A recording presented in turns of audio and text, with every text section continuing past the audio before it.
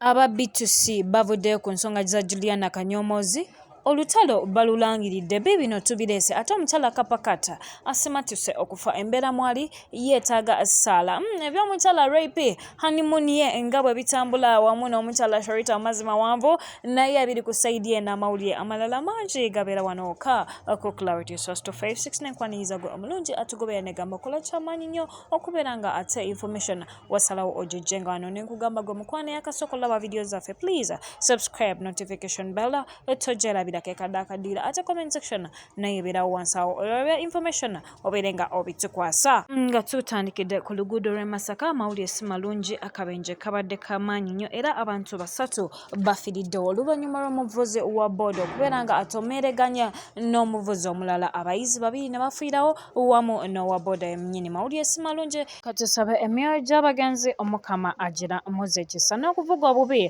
abavuzi beetaaga okitunulamu tusobole okukendeeza ku bubenje ku makubo engenda kubeera nga ate enkujjayo omulungi gutwaleko ffe abali mu muzzi omukwano omukyala rape gwe tubeera twogera kasita twogera ku love kasita twogera ku mikolo kasita twogera ku honeymoon tubeere tugenze ku ba love badda mukyala n'omwami binzeeba engeri gyeri enkola y'okubeera nga ate omukolo egugwa omufunamu akadde ng'abaagalana ne bagenda ku ekyo ekiyitibwa honeymoon n'omukyala rape teyayawukanyeko ku bantu abo abalala wetwogera bali mu Cape Town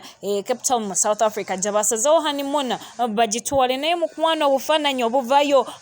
bwakulumya bali abataalumiddwa bulungi ku mukolo abateesi bonna omukyalo ono tabalese kyekimu nga bw'olaba it's only love that can define these two abaana bano beeyagadde beekoze bintu bwekuba kyakulumya mukwano omukyala rape abalumiriza ddala naye nga ffe mukyala rape tukugamba congratulations to you twongera okuyozayoza ate n'ekyomukwano balumize ddala engenda okubeera nga nayo nkujja nkutwaleko omukyala kapakata omukyala ono kapa ogimanyi akayimba ko bangi bakamanyi naye ng'omukyala ono ye yakayimba amawulire agava ku saidi ya mukwano si malungi ddala era nga bw'olaba videos eno gye tusobodde recordinga omusasi waffe yabaddewo n'aganda n'abuuza ku mukyala naye ng'embeera bwete bwe yabadde omukyala yagudde ku kabenje ne ttiimu ye bwe babadde balinako gye bava embeera si nnungi yadde era omukyala ono agamba she can't feel her legs amagulu ge tagawulira ekibeera kitegeereza gabadde paralyzed oba sekyo nga yafunye obuzibu obw'amaanyi nnyo mu mavivi ge embeera teyabadde nnungi era ttiimu ye yonna yagudde kabenje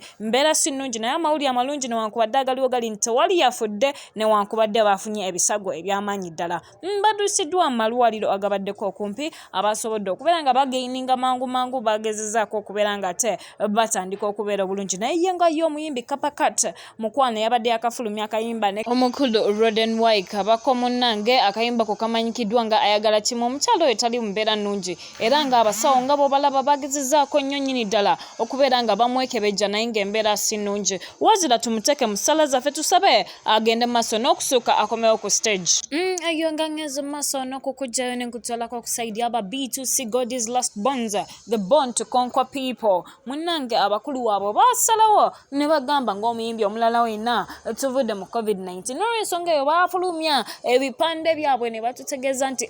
ng'ennaku z'omwezi zino zituuse tujja kubeera ku Freedom City era bagenda maaso n'okusaasaanya amawulire gano ku social media handles zaabwe awamu n'okutwala bulango bwabwe ku TV ne radios ez'enjawulo nga bagamba nti nga 19 omwezi ogwa August bajja kubeera ku Freedom City munnange nga tutandika kwetegekera kivulu nga tugamba nga 19 tewali walala we tugenda okujjako ku Freedom City twabadde tuli awo ng'omumbejja the queen herself the songbird menye kindeke ki Juliana kanyomozi JK naye alanze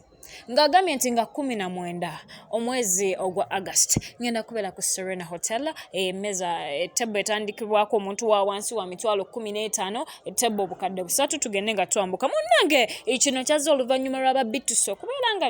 nabo baali bafulumiza posta yabwe abantu ab'enjawulo bavuddeyo ne bavumirira kino ne bagamba nti omukyala Juliana w'amaanyi nnyo era akimanyi nti ajja kubeera nga asinga abalenzi bano abawagizi era ayagala ku flopinza kivulu kyabali kireme ku working out wetwogezezaako okureachinga ku Mr. Bobby Lashley Bobby Lash ono owa B2C netumbuza ku nsonga zino. Omukulu ye yagambye tetumanyi Swangz Avenue kyetwagaza kubanga kino ekintu bazzenga bakikola. Omukyala Juliana yategeka ekivulu ng'omukyala Rema Namakula kiinayo. Omusala oyo yasembayo tegeka ekivulu yategeka ku lunaku lwe lumu n'omukyala Rema Namakula. Ekintu ekitali kirungi ekyo ne bakisirikira, naye bagambye kibanyize nnyo okubeera nga ate omukyala ono yasazeewo abeere ng'akola kye ate nga 19 lwe bayinayo ekivulu ng'ate bamusooka okubeera ng'alanga. Tebalabye ensonga lwaki omukyala ono ate naye yalanze ennaku z'omwezi ze zimu. Abayimbi bangi engeri gye bakava mu COVID basazeewo bategekere bafanze baabwe ebivulu bajje babalabeko. Sinakindi okusobola okufuna kasente, naye embeera eri wakati wano abantu ab'enjawulo bavumiridde Juliana kanyomozi kyakoze lwa nsonga ye bagamba yakola dderinnya era buli muntu yandiyagadde okulabako ku Juliana kanyomozi ng'ayimba kuba abadde aludde banga ddene abadde abuze naye ate akomyewo na kivulu ate ng'ajja kujjuza.